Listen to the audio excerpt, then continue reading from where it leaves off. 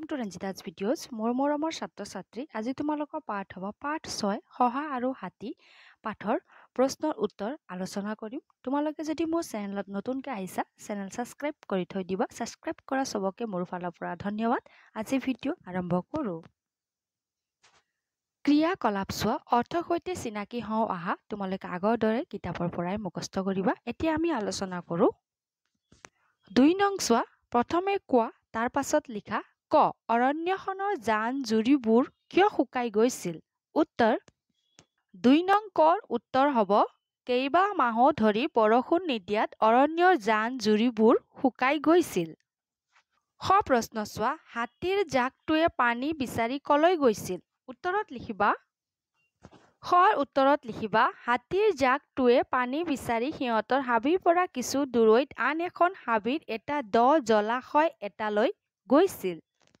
গ প্ৰশ্ন চোৱা তীখৰে গজানন্দৰ আগত নিজকে কি বুলি পৰিচয় দিছিল? উত্তৰত লিখিবা গৰ উত্তৰত লিখিবা তীখৰে গজানন্দৰ আগত নিজকে জোনৰ দূত বুলি পৰিচয় দিছিল। ঘ প্ৰশ্ন চোৱা জোনৰ খং উঠা কথাটো তীখৰে কেনেদৰে দেখুৱাইছিল?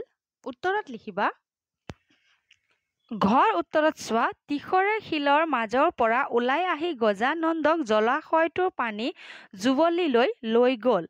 তেতিয়া আন্ধাৰ হৈছিল। জলাশয়ৰ পানীত জিলিকি থকা জোনৰ প্ৰতিছবিটো গজানন্দক দেখুৱাই ক'লে চাওক মহাৰাজ এতিয়া টোপনিত। গজানন্দই নিজৰ ভুলৰ বাবে জোনৰ ওচৰত ক্ষমা খুজিবলৈ বুলি সুৰেৰে পানী স্পৰ্শ কৰাৰ লগে লগে পানীৰ ঢৌত জোনৰ প্ৰতিছবিটো নাচিবলৈ ধৰিলে।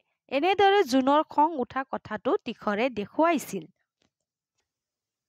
এতিয়া আমি আলোচনা কৰোঁ 3 নং বাক্য ৰচনা কৰা। আগৰ দৰে আমি বাক্য ৰচনা কৰোঁ। ঠিক আছে। মুখিয়াল গজানন্দ আছিল হাতীৰ পালটোৰ মুখিয়াল। লম্ফজম্ফ খঙতে তেওঁ লম্ফজম্ফ কৰিবলৈ ধৰিছে। খৰাং বতৰ বৰ খৰাং হ'ল।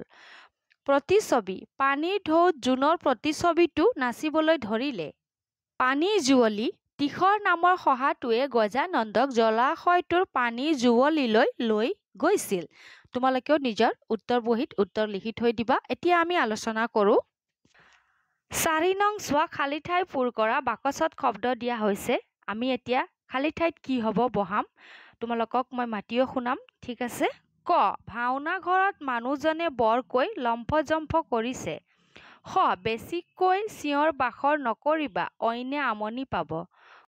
সাপ আৰু নেউলৰ মাজত এখন তয়াময়া ৰণ হৈছে। তোমালোকেও লিখি ল'বা। লিখিলে কাঠ পেঞ্চিল ব্যৱহাৰ কৰিবা। ঠিক আছে। এতিয়া আমি আলোচনা কৰোঁ 5 নং পঢ়া বুজা আৰু লিখা। 5 নঙত চোৱা এটা উদাহৰণ দিয়া হৈছে। বাকী মই তোমালোকৰ কাৰণে লিখিয়ে থৈছোঁ। ইচ্ছা অনিচ্ছা বিচ্ছেদ অন্ধ বন্ধ আন্ধাৰ। তোমালোকে লিখিলে কাঠ পেঞ্চিল ব্যৱহাৰ কৰিবা। ঠিক আছে। এতিয়া আমি আলোচনা কৰোঁ এতিয়া চোৱা 6 নং ভাবা আৰু উত্তৰ উলিওৱা সাঁথৰ দিয়া হৈছে। মোৰ ঠেং 4খন জঁপিয়াই জঁপিয়াই যাওঁ দীঘল দুখন কাণেৰে বিপদৰ উমান লওঁ শহা কলগছ যেন ঠেং তাৰ বিচনীৰ দৰে কাণ কোৱাচোন কোনে পাৰা তাৰ কি নাম? হাতী। আশা ৰাখিছোঁ মোৰ মৰমৰ ছাত্ৰ ছাত্ৰী তোমালোকে আজিৰ ভিডিঅ' বুজি পাইছা বুলি। নতুনকৈ আহিছা যদি চেনেল সাবস্ক্ৰাইব কৰি থৈ দিবা। নতুন নতুন ভিডিঅ'ৰ নটিফিকেশ্যন পাই থাকিবা।